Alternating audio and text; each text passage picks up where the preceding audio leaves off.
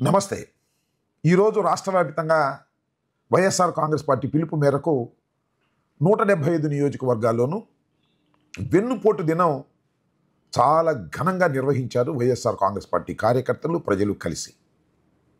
నారా చంద్రబాబు నాయుడు గారి నాయకత్వంలో కూటమి ప్రభుత్వం అధికారంలోకి వచ్చి ఈ రోజుకి సంవత్సరం అవుతున్న సందర్భంలో వారు ఇచ్చినటువంటి హామీలను నెరవేర్చనందుకు ఆంధ్ర రాష్ట్ర ప్రజానీకాన్ని వెన్నుపోటు పొడిచారు చంద్రబాబు నాయుడు గారు అనే ఉద్దేశంతో ఈరోజు నిరసన ప్రదర్శనకు పిలుపునివ్వటం, అది అద్భుతంగా జరగటం.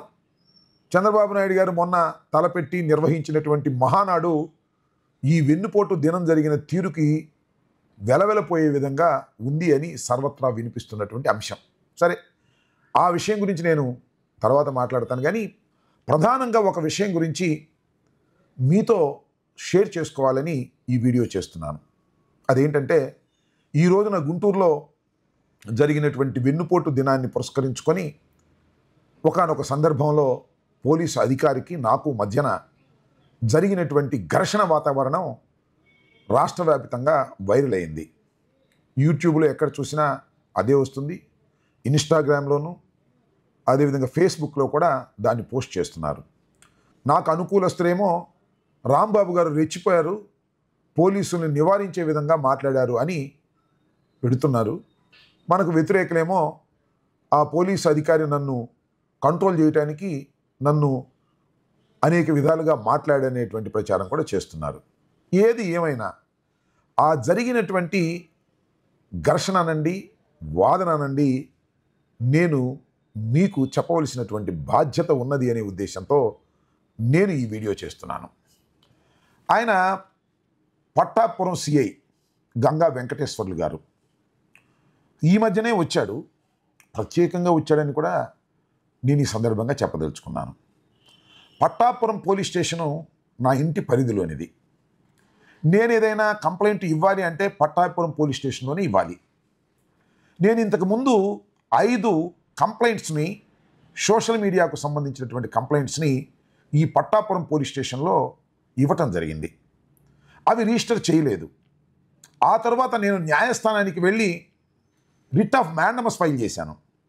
రిట్ ఆఫ్ మ్యాండమస్ ఫైల్ చేసిన తర్వాత 4 కేసులు రిజిస్టర్ చేశారు. ఒక కేసు మాత్రం రిజిస్టర్ చేయలేదు. అది ఏమిటంటే, అది నేను లోకేష్ గారి మీద ఇచ్చినటువంటి కంప్లైంట్. అది ఇంకా హైకోర్టులో ఇంకా విచారణలో ఉంది. దాని మీద ఇంకా తేలవలసినటువంటి అవసరం ఉంది. ఇది ఒక అంశం.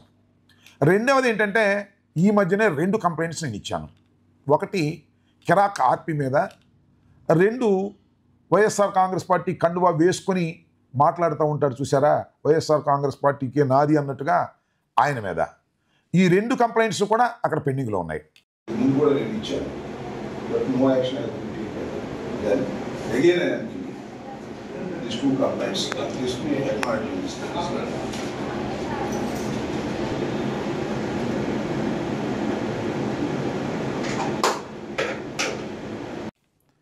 ఇది నేను ఎందుకు చెప్తున్నా అంటే, ఈ పోలీస్ స్టేషన్కి నాకు ఆ రకమైన సంబంధం ఉన్నదనే విషయం ఇక్కడ నేను మీకు తెలియపరిచే ప్రయత్నం చేస్తున్నాను.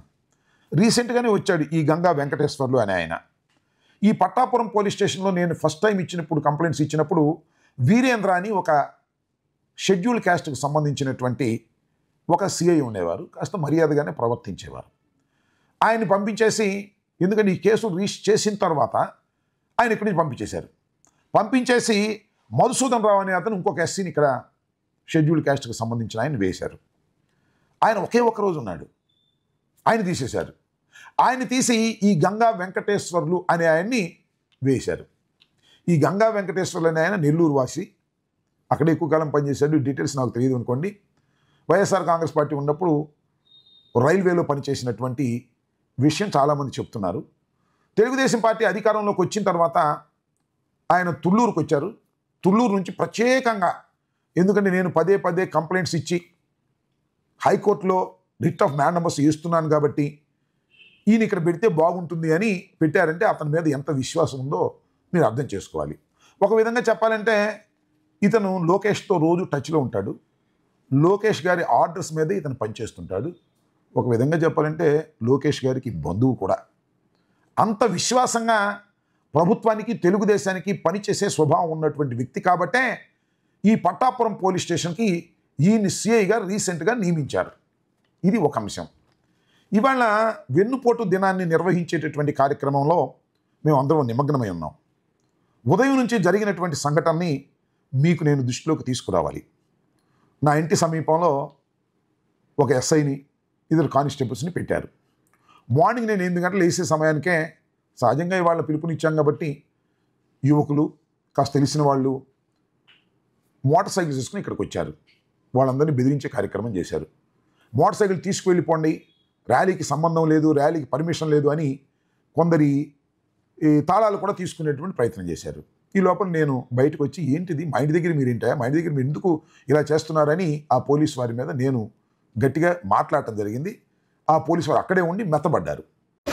మా ఇంటి ముందు బళ్ళు పెట్టుకుంటే మీరు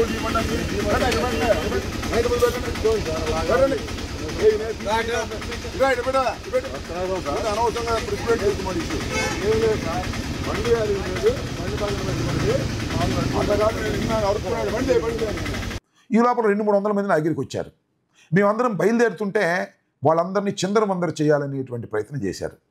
నేను అక్కడ ఉండి, ఎందుకయ్యా మీరు అలా చేస్తున్నారు, అనవసరంగా మ్యాటర్ని ప్రెసిపిటేట్ చేస్తున్నారు, మా దోన మమ్మల్ని వెళ్ళనివ్వండి, ఇది మంచి పద్ధతి కాదు అని గట్టిగా నేను చెప్పడం జరిగింది. ఆ తర్వాత నేను బయలుదేరి వెళ్తున్నాను.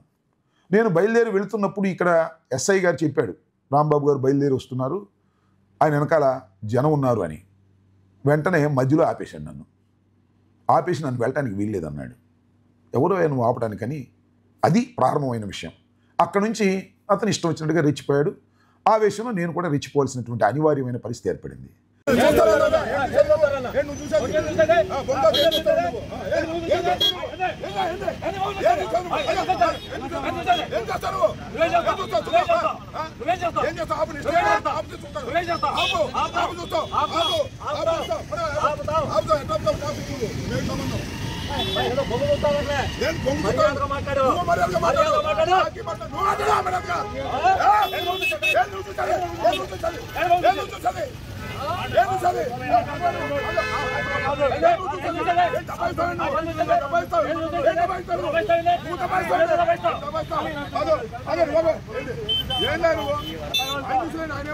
ఎక్కడైనా జరిగిందా ఈ రాష్ట్రంలో?